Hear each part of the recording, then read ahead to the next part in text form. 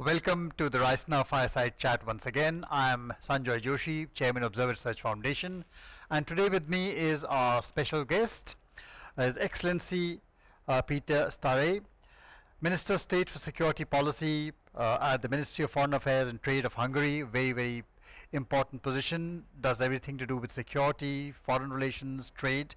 Welcome to the studio. Thank you very much. You've just been through a great election in Hungary, and your party came back with a resounding majority.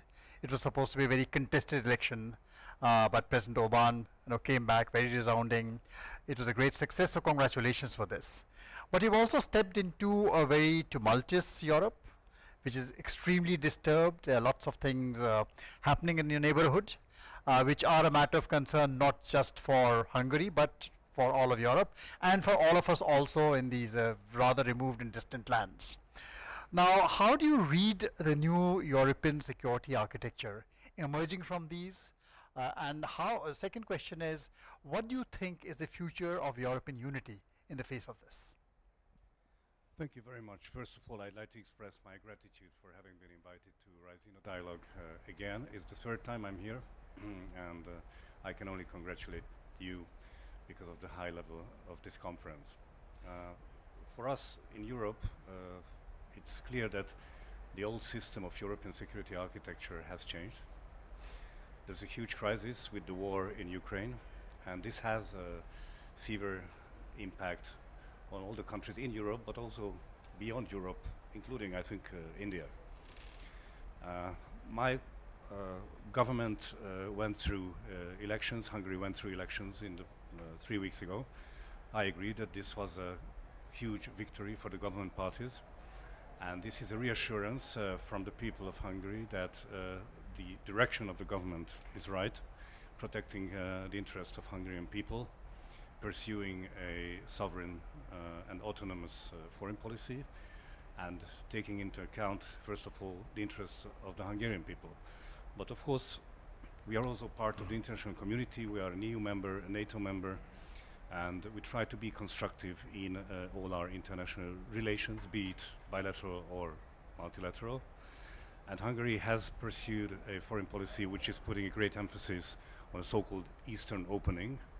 Eastern opening means that we want to build closer relations with countries of Asia, including India, on an equal footing, based on mutual respect and on mutual interest. And that's why it's so important that we discuss issues of topical importance here at the Raisina Dialogue too. Now, it's difficult to predict what will come after the present European security architecture, because we are still in the middle of the crisis. There's a huge refugee crisis, there's a security crisis, energy security is being endangered from different directions. And it's too early to say how we can build a new architecture in Europe that would assure the security of all the nations. But Hungary is interested in peace. We have always advocated for going back to the diplomatic table and to pursue and continue negotiations to stop the war. We want to avoid war by all means, and Hungary wants to be a constructive part of that debate. So what are the big questions? I know there are no easy answers in the present situation. What are the big questions which keep you awake, which keep Hungary awake at night? What is it that worries you about the situation? First of all, it's the question of security. The war in Ukraine is in our neighborhood. It has direct impacts on our economy, on our security, on our stability. So first of all, we want to avoid war. We want to avoid the escalation of this war. And because of that, we support decisions which do not escalate the conflict. As a NATO member, we have to be very responsible. Together with our NATO allies, we made decisions that strengthen the eastern flank of NATO in Central Europe, but we only support decisions that avoid the escalation. And I think that's really one of the baselines for Hungary, to avoid a situation where NATO and Russia would get closer to conflict. We have to avoid it because that would have very severe, very far-reaching impacts and consequences. The second one is energy security. We have a high exposure to Russian energy supplies, And the sanctions in the European Union have come very far by now. Hungary is part of those sanctions, but we have some red lines. Basically, we cannot stop imports of gas or oil from Russia overnight, because that would have a very severe impact on the Hungarian economy. And we cannot afford that. This is not in our interests. So we try to move together with the international community, with our European Union partners, but there are some exceptions. And there's also a significant Hungarian minority community in Ukraine, living on the other side of the Hungarian-Ukrainian border. And because of that, we are very cautious on different types of military transport going to Ukraine. We do not allow lethal military transport going directly through the Hungarian-Ukrainian border, because we don't want to draw the operations closer to the Hungarian border. We want to save the security and stability of the Hungarian community. There are many other issues, like the questions of the economy. We see that the sanctions against Russia will have an impact on European economy. There's a growing inflation, and my government is taking care of these, but we have to be, of course, very vigilant, and we have to closely work together with our partners, not only in Europe, but also globally, to avoid the negative consequences of this crisis. And we are also a bit afraid of the food crisis emerging as an impact of the war, as a consequence of the war, because that would could generate more illegal migration that we have already experienced in the past 8 years from the south, and that we cannot accept, because Hungary is the fourth or fifth safe country on the journey of migrants. And because of that, we try to protect our borders and to protect the Hungarian people from the negative consequences of this. On the other hand, we receive and support all the refugees coming from Ukraine, because they come from a war zone, and we are a safe first country on their journey. So from what I hear, you see, we're moving into a security environment in which lots of things are being weaponized, which perhaps should never have been weaponized. We are seeing the financial system being weaponized, we are seeing sanctions being weaponized, and we may even see, and we saw some examples of migrants, the flow of migrants being weaponized by certain countries. Now that does create for a very unstable kind of security architecture. I think just today the news came in that Russia says that it will not supply gas to Poland, it's stopping supplies to Poland since they don't want to pay in rubles. Now, using of energy also as a weapon. So are we seeing this war escalate instead of calming down? Is that a real danger? Well, we have our internal debates about that in the European Union, and some countries propose decisions which could lead to further escalation. But Hungary is very cautious on that. We want to avoid it, as I said. For example, the energy question should not be over-politicized, because energy is not a political question. It's a question of supplying the people and the industry and the economy. And because of that, each and every nation in Europe can make its own decision in its own national capacity how it approaches this question. Poland made a decision that they don't want to import more gas from Russia. This is their decision that we respect.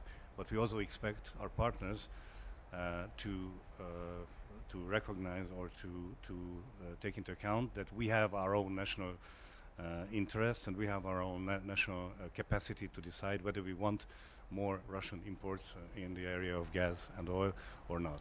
And Hungary decided to have more because of the given situation, because of the lacking infrastructure for more diversification, for more sources to be taken into account in the Hungarian energy mix. So as a result of this war, I mean, there is one point of view which says that European unity has been strengthened. Others would say no, there is a problem, European unity is fraying because of this war. What do you feel? The question is right. Both phenomena can be observed. On the one hand, since February, since the Russian attack on Ukraine, we have made many decisions together, and the unity of the European Union could be kept out. I think we haven't had such great unity for a long time, paradoxically. On the other hand, of course, each and every nation has its own national interests, and although we take into account the common interests, but we also have to take into account these national interests, And Hungary traditionally wasn't very much enthusiastic with regard to sanctions, for example. In this present situation, we supported many of these sanctions, but keeping the unity of the European Union on the one hand and keeping taking into account the national interests, these are both very important for us. And we believe in a Europe of nations. Europe will be strong if nations are strong and nations cooperate closely together. But we don't believe in a United States of Europe, because that would not help integration, that would not help pursuing the right policies together based on the will of each and every nation. So because of that, we have to take into account both these aspects. And as you said, it's true that to some extent unity is strong, but on some issues, of course, there are differences. So my last question to you is, we've seen now more proactive decisions by Europe, countries, Germany, Belgium, France. Europe wants to spend more on its own defense. Now my question is, does that maybe in a different oblique kind of way give greater agency to European countries to decide their own security? And if it does that, then do you see European perceptions of security differ from those across the Atlantic? Well, from a Hungarian point of view, we support having more European military capabilities. Europe hasn't spent enough on its own militaries. And of course, we are part of NATO. Together we are very strong with the United States and Canada and Turkey.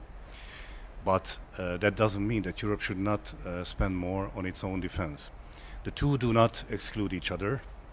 There may be crises or there may be security challenges which hit Europe, but which are not a NATO issue, or which are not directly involving the United States. And because of that, we have to tackle things. We have to be able to be more operational, to pursue operations based on European capabilities. And because of that, for example, Hungary has embarked upon a big military technical program.